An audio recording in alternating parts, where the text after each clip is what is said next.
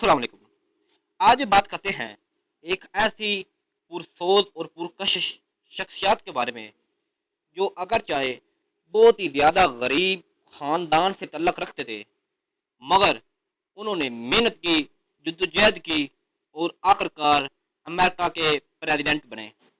आप यकीनी तौर पर जान गए होंगे कि आज हम इब्राहिम लिंकन के बारे में बात कर रहे हैं। तो सबसे पहले आपको बताते हैं, इब्राहिम लिंकन 1819 में अमेरिका में पैदा हुए।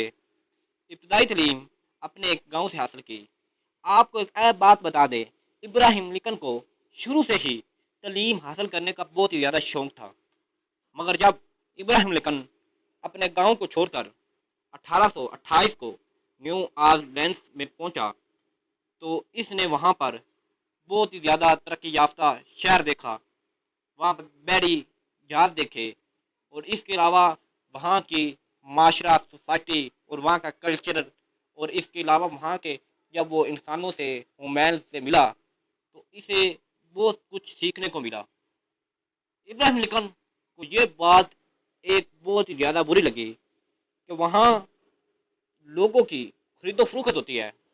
इब्राहिम लिंकन इसके सख्त खिलाफ था और यहीं से इब्राहिम लिंकन ने सोच लिया कि अगर मुझे मौका मिला तो मैं इस इक़दाम पर सख्त पाबंदी आयद करूँगा और इंसानों की खरीदो फरोख्त रोकूँगा।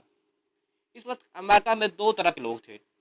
एक वो लोग जो हबशी काले कफूर लोगों को गुलाम बना कर रखना चाहते थे, और दूसरे वो लोग जो चाहते थे कि इन लोगों को आज़ादी मिले।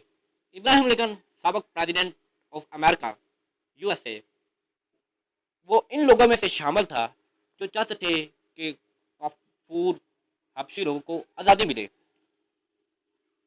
इब्राहिम लिंकन ने इब्तदाई जवानी का हिस्सा न्यू सैलम में गुजारा और इसके बाद 1832 में पहला सूबाई रियासती जो इनका इलेक्शन हुआ वो लड़ा। मगर बदकिस्मती से इब्राहिम लिंकन की एक पहचान और फेमस शोहरत होने के बावजूद ये इलेक्शन हार गए।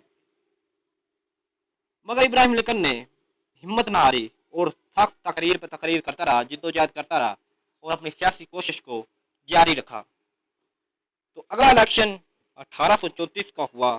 ये भी रियासती इलेक्शन था। इब्राहिम लिंकन ने इसमें पार्टिसिपेट किया और इस इलेक्शन को जीत लिया। मगर उस वक्त एनपीए की जो तनख्वाह थी बहुत ही ज़्यादा कम होती थी।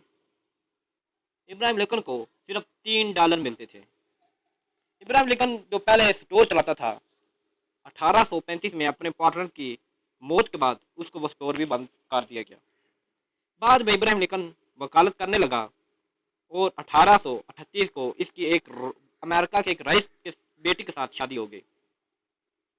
आपको मजीद बताएं तो इब्राहिम लिंकन ने 1839 में बिल्कुल सियासत से मायूस हो गया, क्योंकि वो जो भी तकरीर करता था वो हक पर अगर चाहे मनबी होती थी, मगर लोगों की तरफ से उस पर इख्तलाफ एहतजाज होता। तो 1839 में इब्राहिम लिंकन सियासत से बिल्कुल किनारा कश हो गया। 1843 के बाद इसका एक सियासी हरीफ स्टीफन डगलस था।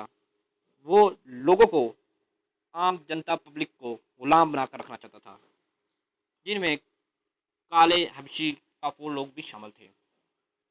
आपको मजीद बताएं तो 1857 का जो सदारती इलेक्शन हुआ, इब्राहिम लिंकन इसमें बिल्कुल बुरी तरह हार गए।